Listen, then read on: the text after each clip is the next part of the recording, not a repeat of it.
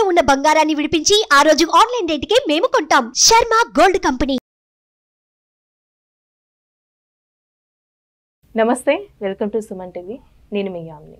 ప్రస్తుతం మనతో ఉన్నారు ప్రముఖ ఆధ్యాత్మికవేత్త, ప్రముఖ జ్యోతిష వాస్తు పండితులు సుభాష్ శర్మ గారు ఉన్నారు.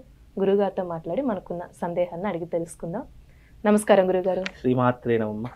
గురుగారు, ఇప్పుడు ఆశ్లేష నక్షత్రంలో జన్మించిన వాళ్ళ స్వభావం కానీ వాళ్ళ మానసిక పరిస్థితి కానీ అసలు ఏ విధంగా ఉంటారండి? ఇంకా చూడ్డానికి కూడా తప్పకుండా తెలియజేస్తాను. ముందుగా ప్రేక్షకులందరికీ శ్రీమాత్రే నమః, శ్రీ గురుభ్యో నమః. జ్ఞానినాంనపి చేతాంసి దేవి భగవతి హిత బలాయ కృష్ణమోహాయ మహామాయ ప్రయశ్చతి. ఆశ్లేష నక్షత్రం. ఆశ్లేష నక్షత్రానికి అధిపతి బుధుడవుతాడు. ఆశ్లేష నక్షత్రం అంటే సర్ప నక్షత్రం అని కూడా తెలియజేస్తూ ఉంటారు. అయితే ఆశ్లేష నక్షత్రంలో పుట్టినటువంటి వారు చాలా మృదు స్వభావులు, అందమైనటువంటి వారుగాను, అలాగే వాళ్ళని చూస్తే అట్రాక్షన్ తొందరగా అయిపోయేటటువంటి వాళ్ళ యొక్క శైలి అనేటటువంటిది అలా ఎక్కువగా ఉంటూ ఉంటుంది. అయితే ఆశ్లేష నక్షత్రము అని అంటేనే గనక వీళ్ళు పుట్టుకతోనే అదృష్టవంతులు అని కూడా చెప్పుకోవచ్చు. బికాజ్ ఎందుకు అంటే గనక వీళ్ళ యొక్క తెలివితేటలు కానివ్వండి, మానసిక స్థైర్యం కానివ్వండి, చాలా ఎక్కువగా ఉండేటటువంటి లక్షణాలు ఈ యొక్క ఆశ్లేష నక్షత్ర జాతకులకు ఎక్కువగా ఉంటూ ఉంటాయి. అలాగే వీళ్ళది సర్ప నక్షత్రము కావటము చేత వీళ్ళు పగపడితే గనక, వీళ్ళు ఎవరైనా శత్రువు అనుకుంటే గనక వాళ్ళను జయించేంత వరకు, అంటే వాళ్ళను కష్టపెట్టేంత వరకు, వాళ్ళు ఇబ్బంది పెట్టేంత వరకు, అయ్యో వీడితో ఎందుకు పెట్టుకున్నాము అనేటటువంటి రీతి వరకు తీసుకొచ్చేంత వరకు ఆశ్లేష నక్షత్ర జాతకులు అస్సలు వదిలిపెట్టరు. అలాగే వీళ్ళకు సహనము ఎక్కువే, కోపము ఎక్కువే, రెండూ కూడా సమపాలల్లో ఉండే నక్షత్రాల్లో ఆశ్లేష నక్షత్రం ఒకటి. అలాగే వీళ్ళు చాలా మట్టుకు అట్రాక్షన్, అంటే స్త్రీ వ్యామోహం కలిగినటువంటి వారిలో ఆశ్లేష నక్షత్ర జాతకులు ఒకరు అని చెప్పుకోవచ్చు. అంటే స్త్రీలతో సంబంధాలు ఎక్కువగా పెట్టుకునేటటువంటి వారు, స్నేహ సంబంధం కావచ్చు, ఇంకా ఇతర సంబంధాలు కావచ్చు, ఇలా ఎక్కువగా అంటే స్త్రీతో ఎక్కువ సంబంధాలు పెట్టుకునేటటువంటి వారిలో ఆశ్లేష నక్షత్ర జాతకులు ఒకటి అని చెప్పుకోవచ్చు. అలాగే వీళ్ళు చూడడానికి చాలా అందంగా కనిపిస్తూ ఉంటారు. ఎవరు చూసినా ఇష్టపడదాము అనేటటువంటి రీతిలో ఉంటూ ఉంటారు.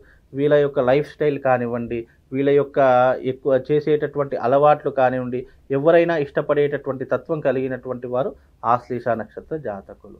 అయితే వీళ్లకు 32 సంవత్సరాల వరకు వీళ్ళ జీవితం స్వేచ్ఛా జీవితంగా ఉంటుంది.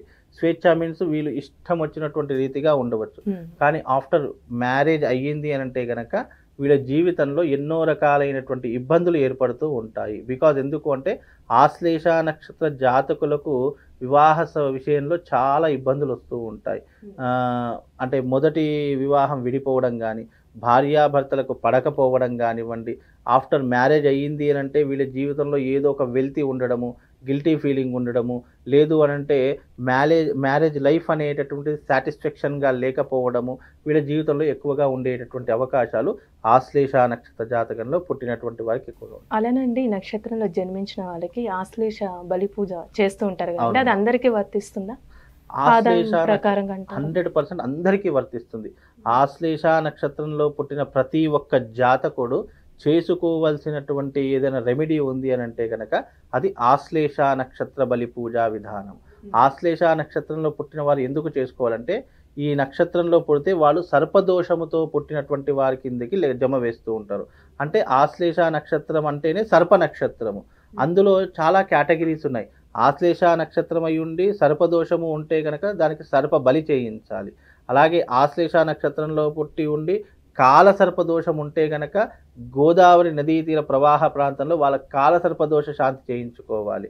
అలాగే ఆశ్లేష నక్షత్రమై ఉండి రాహుకేతు మధ్యలో మిగతా గ్రహాలన్నీ బంధించబడి ఉంటే గనక వాళ్ళకు ఈ యొక్క ఆశ్లేష నక్షత్ర బలి అనేటటువంటిది చేయించాలి. అంటే దీనికి ప్రధానమైనటువంటిది ఆశ్లేష నక్షత్రంలో ఎవరైనా జన్మించినటువంటి వారు ఉంటే గనక వాళ్ళు జీవిత కాలంలో తప్పకుండా ఆశ్లేష బలి ఒక్కసారి చేయించుకోవాలి. అలా చేస్తేనే వాళ్ళు చేసినటువంటి పూర్వజన్మ పాపము కానివ్వండి, ఈ జన్మలో అనుభవించేటటువంటి వ్యాధి పీడలు కానివ్వండి, లేదు అంటే డబ్బుకు సంబంధించినటువంటి ఇబ్బందులు కానివ్వండి, తొలగిపోయేటటువంటి అవకాశాలు ఆశ్లేష నక్షత్ర బలి ద్వారా కలుగుతాయి.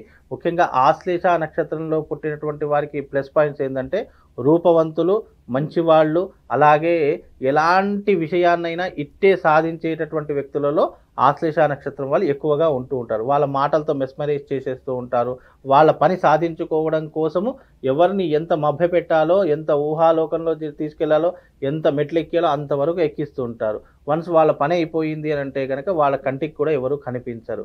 అలాంటి స్థితిలో ఈ ఆశ్లేష నక్షత్రం వాళ్ళు ఎక్కువగా ఉంటూ ఉంటారు. అంటే ఈ క్రోధినామ సంవత్సరంలో ఏ విధంగా ఉండొచ్చండి ఆశ్లేష నక్షత్రం? క్రోధినామ సంవత్సరంలో ఆశ్లేష నక్షత్రం కర్కాటక రాశి అవుతుంది. కర్కాటక రాశికి చంద్రుడు అధిపతి కాబట్టి ఈ కర్కాటక రాశి వారికి రాబోయేటటువంటి క్రోధినామ సంవత్సరము కొద్దిగా ఇబ్బంది ఉంది అని చెప్పుకోవచ్చు. గురువు మంచి స్థానంలో లేడు కనుక మంచి స్థానంలో లేడు కాబట్టి ఈ యొక్క కర్కాటక రాశి వారు ఎవరైతే ఉన్నారో కాస్త జాగ్రత్తగా ఉండడం ఇప్పుడు నేర్చుకోవాలి. అలాగే వీళ్ళు డబ్బు విషయంలో కానీ ఆర్థిక విషయంలో చాలా జాగ్రత్త వహించాలి.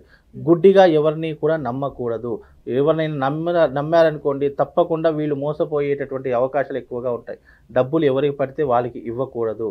దానికి జమానతు, షూరిటీ లేదంటే ప్రాపర్టీ షూరిటీ పెట్టుకొని ట్రాన్సాక్షన్స్ అనేటివి చేసుకోవచ్చు. కానీ అయ్యో పాపం అని చెప్పేసి ఎవరి మీద జాలి పడ్డామా ఆ జాలి కాస్త వీళ్ళకు అంటుకొని వాళ్ళ దారిద్ర్యం వీళ్ళకు అంటుకుంటుంది, వీళ్ళ అదృష్టం వాళ్ళకు అంటుకుంటుంది. అంతటి ఇబ్బంది ఉన్నటువంటి నక్షత్రం ఆశ్లేష నక్షత్రం. కనుక ఆశ్లేష నక్షత్రము అంటేనే ఉత్కృష్టమైనటువంటి నక్షత్రం అని నక్షత్రాలలో పేరు. కనుక ఈ ఉత్కృష్టమైనటువంటి ఆశ్లేష నక్షత్రం అనేటటువంటిది జీవితంలో అన్నీ బాగానే ఉంటాయి. కానీ కొన్ని సందర్భాలలో తొందరపడి తీసుకునేటటువంటి నిర్ణయాలకు వీళ్ళు జీవితాన్ని కోల్పోయేటటువంటి అవకాశాలు ఎక్కువగా కనిపిస్తూ ఉంటాయి.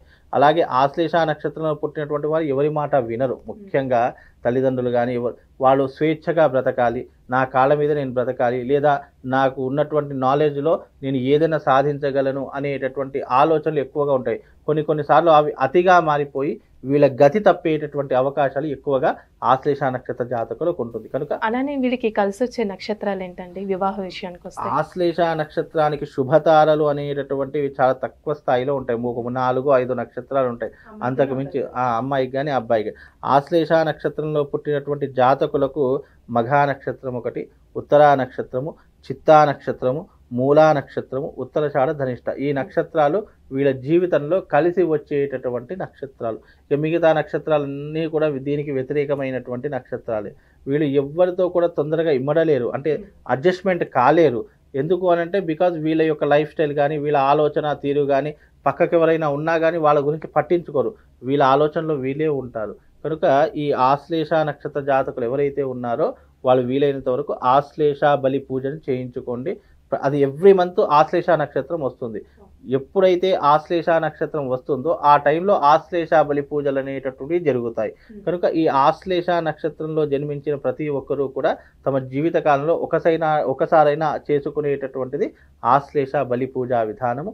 ఈ రెమెడీ ఒక్కటి చేసుకోండి, మీ జీవితం అంతా కూడా హ్యాపీగా ఉంటుందండి. అలానే వీళ్ళు కలిసి వచ్చే రంగు కానీ నెంబరు ఎలాంటి దైవాన్ని ఆరాధిస్తే మంచిదండి? వీళ్ళకు అదృష్ట రంగు వచ్చేసి గోల్డ్ కలర్ ఒకటి, వైట్ కలర్ ఒకటి. ఈ రెండు అదృష్టమైనటువంటి రంగులు వీళ్ళకు. అలాగే వీళ్ళకు అదృష్ట సంఖ్యలు వచ్చేసి 2, 3, 5 ఈ 3 కూడా వాళ్ళకు కలిసి వచ్చేటటువంటి సంఖ్యలు. అలాగే వీళ్ళు ఎక్కువగా బుధవారం పూట ఏ పని కూడా ఆచరించకూడదు, ఏ పని చేయకూడదు, కొత్త ఊళ్ళకు ప్రయాణాలు చేయకూడదు. ఎందుకంటే ఘాతవారం బుధవారం అవుతుంది కాబట్టి బుధవారం రోజున ఎలాంటి పనులు చేయకుండా ఎవరి ఇంటి పట్టున ఉంటే వాళ్ళకు చాలా ఉత్తమమైనటువంటి మార్గము. అలాగే ఈ ఆశ్లేష నక్షత్రం అనేటటువంటి ఉత్కృష్టమైనటువంటి నక్షత్రం కాబట్టి ఈ నక్షత్రంలో ఎవరైనా జన్మించిన వారు పుట్టిన వారు ఉంటే తమ జీవితకాలంలో ఒక్కసారి వయసుతో సంబంధం లేదు, మళ్ళీ దానికి ఏ వయసు అయినా సరే తమ జీవితకాలం బ్రతికి ఉన్నాము ఆశ్లేష నక్షత్రం వాళ్ళు అంటే తప్పకుండా మీరు వెళ్ళి ఆశ్లేష బలి పూజలు చేయించుకోండి. ఆశ్లేష బలి అనేటటువంటిది ఆ నక్షత్రంలో పుట్టిన పిల్లవాడి దగ్గర నుండి పండు ముసలి వరకు ఎవరైనా చేసుకోవాలి. ఏదైనా పెళ్ళైనా పెళ్లి కాకపోయినా యాక్చువల్ ఆశ్లేష నక్షత్రంలో పుట్టినటువంటి వాళ్ళు మోస్ట్ ఆఫ్ ది ఎక్కువగా ఎవరినైనా ఇష్టపడేటటువంటి అమ్మాయిని అంటే లవ్ మ్యారేజెస్ ఎక్కువ చేసుకుంటారు తప్ప ఇక తల్లిదండ్రులు చూపించేటటువంటి సంబంధాన్ని అయితే ఎక్కువగా చేసుకోరు. రాబోయేటటువంటి జనరేషన్లో కూడా ఆశ్లేష నక్షత్రం అంటే వీళ్ళు తప్పకుండా ఎవరినైనా ఇష్టపడేటటువంటి లక్షణం. అది కూడా ఎలా ఉంటుంది, ఒక్కరిని ఇష్టపడడు, 2, 3, 4 ఇష్టపడతాడు. అందులో దైవానుగ్రహంతో ఒక్కరిని సెలెక్ట్ చేసుకొని ఆ రకమైనటువంటి విధానాన్ని అలవాటు చేసుకుని ఎవరినైనా ఒక్కరిని మాత్రం వివాహం చేసుకుంటారు. ఆ వివాహం అయిన తర్వాత కూడా గొడవలు, చిక్కులు, ఇబ్బందులు, డబ్బు కోసమో, కుటుంబం కోసమో, అక్కా చెల్లెళ్ళ కోసమో, బంగారం కోసం దేనికొక దానికి ఇబ్బందులు అనేటటువంటివి నడుస్తూనే ఉంటాయి. కనుక ఇలాంటివి ఫ్యూచర్లో రాకుండా ఉండడానికి ఆశ్లేష బలి పూజ అనేటటువంటిది వీళ్ళు చేసుకుంటే సరిపోతుందమ్మా. చాలా చక్కగా తెలియజేశారండి. ధన్యవాదాలు. శ్రీమాత్రే. సుమన్ టీవీలో మీ పర్సనల్ అండ్ బిజినెస్ ప్రమోషన్స్ కోసం కింది నెంబర్కి కాంటాక్ట్ చేయండి.